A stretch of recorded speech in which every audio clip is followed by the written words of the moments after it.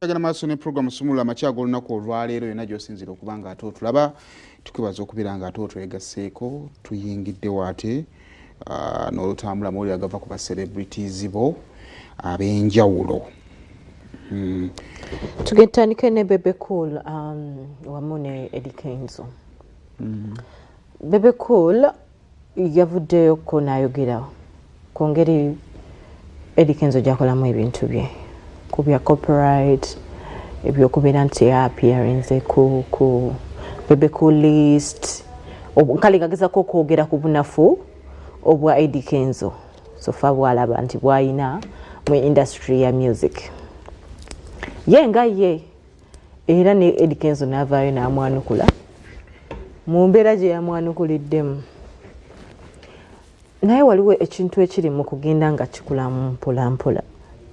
Ekyabayimbi okubeera nga beezalawa kale byatandika dda yes naddala kati ku bano abanene Bebe Cool, Chameleone, Bobi Wine naye waliwo level wotuka ng'olaba ono yandibadde ateeka taddiisinga ono oba ono yandibadde taddiisinga ono. Kikuza omuntu okubeera nga azalawa munne kirina kye kimwongerako nga nze ndi wano eno nkukuba ne kinyongerako. Kiba kinyongerako ki? Showbiz bw'atyo. Showbiz bw'atyo. Gwe n'otukana okwogera ebintu ng'omuntu waakuwulya agamba naye ono omuntu aliko buzibu ki? Kaakati so tuwe emboozi eyo. Kyemuyita corporate management system. Ebyo ebintu omuntu ayambayo nabyo bagamba omuyimbi oyo ayogera ebintu byatategeera.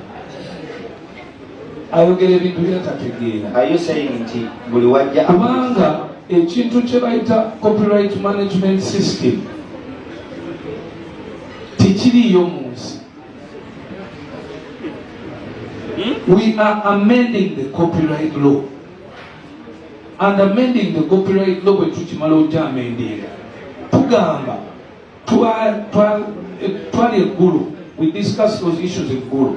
Netugamba tunoonye system esobola okutrackinga music. It doesn't track copyright. The technology only tracks your music to see where did your song play, how many times it played, and can you get paid this much. Bebe, mubimbi endowooza nti mu nsi yansinga okwogera obutongo obulungi. Ate nalwe Kale kakati tusooka tuwulira wasoose. Awo Bebe. Kakati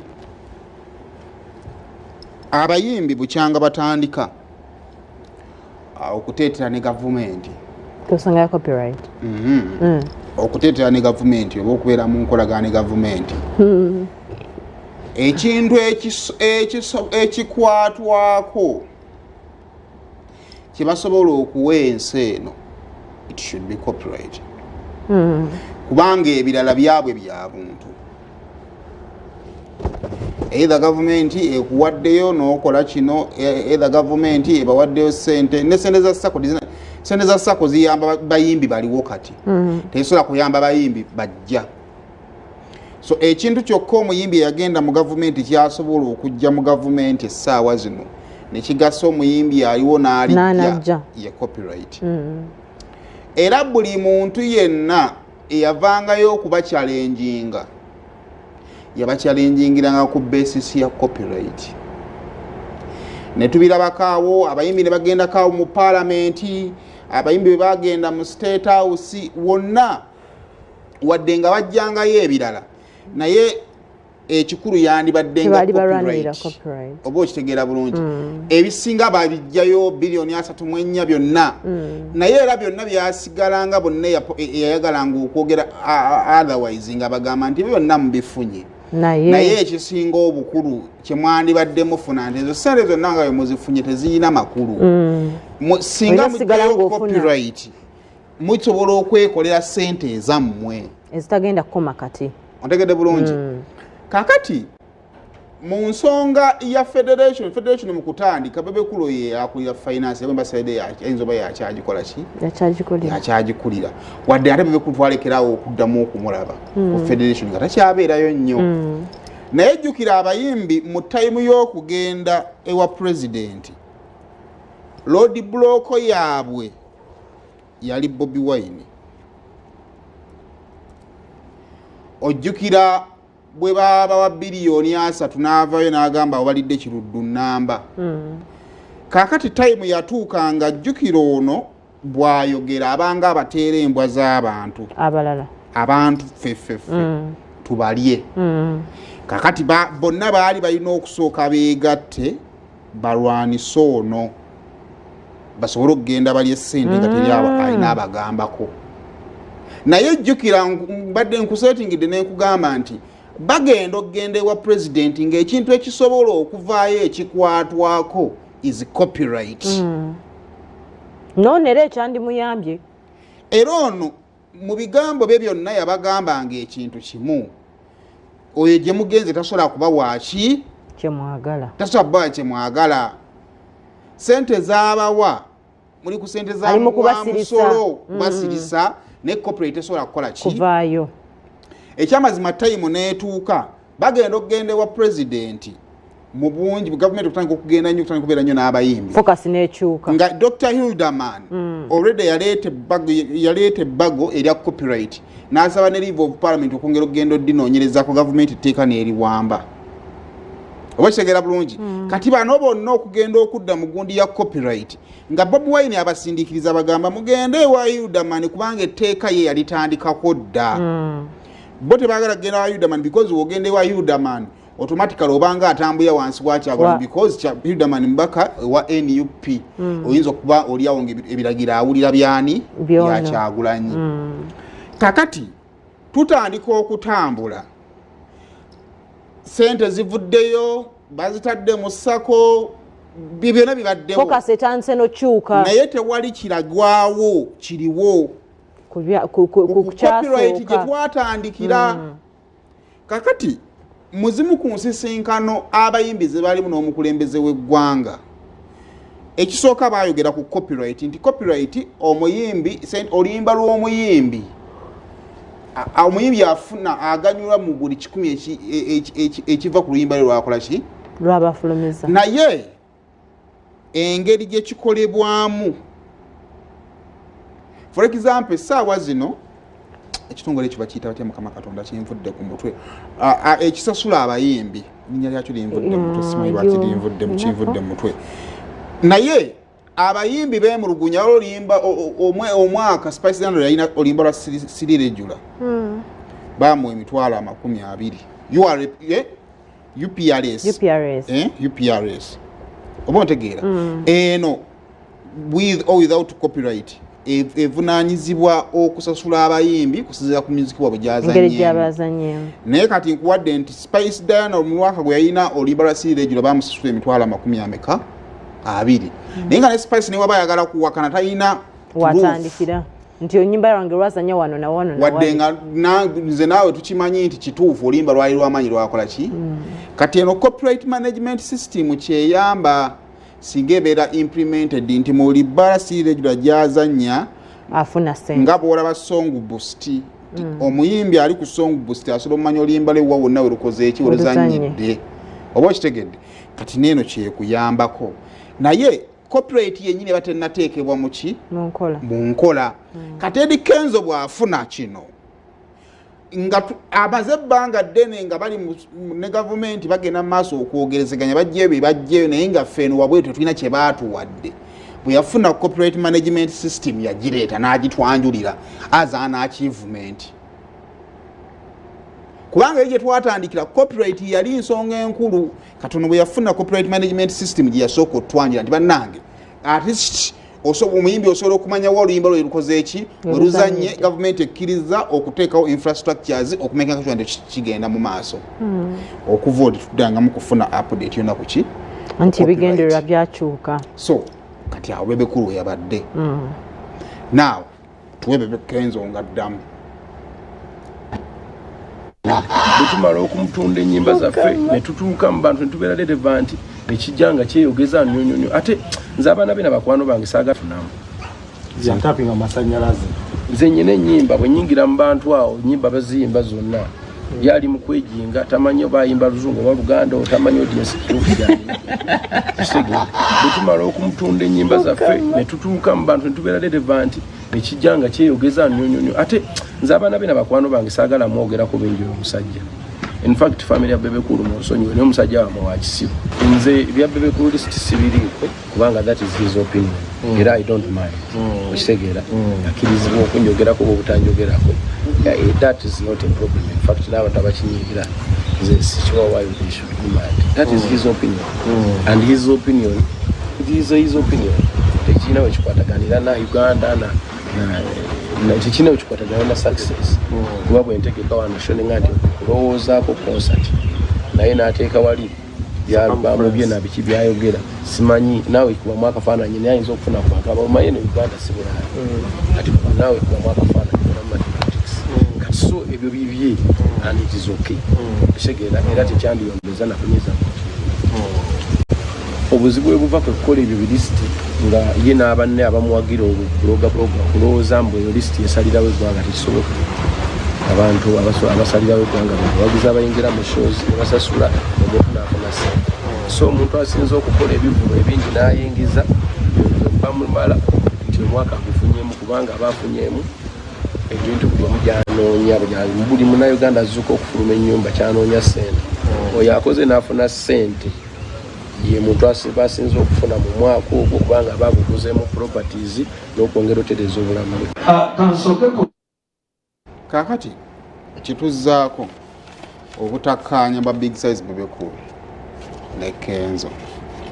Kakati Kenzo ne Bebe Cool bayinza okuba nga buli omu abadde mu bulamu bwa munne for the past 15 years mu ngeri emu eba endala. Kenzo ng'alina ekibiina kya big talent yabba omuyimbi wa Bebe Cool yaliwo Rema ate yamubba musicale kugambye yabba omuyimbi wa Bebe Cool. nze okuva nga omuntu womufunye ne tukwatagana mu ngeri endala etali ya mirimu ebintu ebimu bisinga okuwaga abawala n'okukola decisions relationship. kale ekyo kyaluma Bebe Cool kati ze nkuwadde eyo gye tutandikira abo ababiri gye batandikira okukola bwe bati.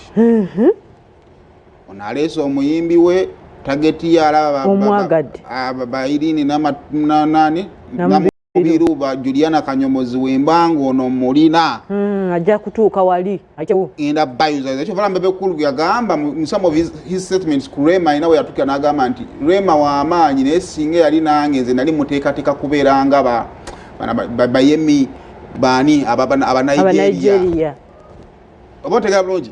So paka nakati Bebe Cool bw'omutuuza ono mugamba nti ekifaananyi kye ekya Rema Namakula kyali ki ajja kugamba abamufuna baamutta era mulaba muttiwa ontegedde bulungi yalabanga Tiwa Savage wewa we Uganda. Kati eyo yentandikwa y'okwawukana kw'abana ababiri. She has done it. Kakati gye bakomye okutambula ekiki ekibadde kigattanga bana ababiri. Actually awo nga tuvuddewo okwo kyaleeta okwawukana. Okwawukana okwokubiri Kenzo oluvannyuma lw'okukuba City Alos afuluma agoyinga international n'abikola byonna. Bwe yakomangawo e Kampala abasajja bano they fail to acknowledge him. Era bye mu byasinga ng'okkaabya Kenzo n'okkaayana nabo ng'awulira gy'atambudde ne byakoze bingi naye tebannamukkiriza. Oba ntegedde bulungi era nga twogera ku awaadi ez'amaanyi Kenzo kyokka tutanga okwogera ku bayimbi ab'amaanyi tetumwogerako tusigala tuleeta ba Bebe Cool mu mutima ekyo nakyo yayita division. Naye okwawukana okwo lwaki tekwalabikanga. Kenzo yali w'amaanyi musically naye teyalina buyinza. Obuyinza otegeeza ki? Buli muntu bw'asemberera abalina obuyinza afuna obuyinza. Bebe Cool aludde ng'asemberedde abalina obuyinza. Teyakakiyingira mukasi ani Bebe Cool tebakulya ekinusu. Bebe Cool aludde ng'asemberedde abalina obuyinza. Kenzo ye yakasemberera abalina obuki. Kankuwa example jjukira bagita yali Kenzo Festival bagibate yali ekololo ye Kenzo Festival eyo ruba yali eyalubaluba n'agisazaamu ekivulo ekyo kyaliko contingjunction ebikulu yakinamu omukono oliriza ekivulo ekyo kyaliko contingjunction nga luba alina sente zayagala bamuwe era nga batazimu atayite kigenda kukola ki kubeerawo Kenzo ne ttiimu ye baatuuka time nga bakkiriza nti kiyinza obutakola ki obutabeerawo. It was Bebe Cool and his efforts here and there. Festival nekola ki awo ng'enkolagana ezzeewo kati ankugambye kati eno enkolagana ebaddenga ya buyinza nti ono asemberedde obuyinza yajja okunjogerera ewa gundi so mwetaaga wano nina okukkakkana okategedde kati w'otuuka w'obadde oyagala ekigambo ky'okozesezza ekituufu nti Kenzo abaddenga kkakkana kubanga yeetaagaani bebe ne background badde tesobola bakuumira mu kisawo kimu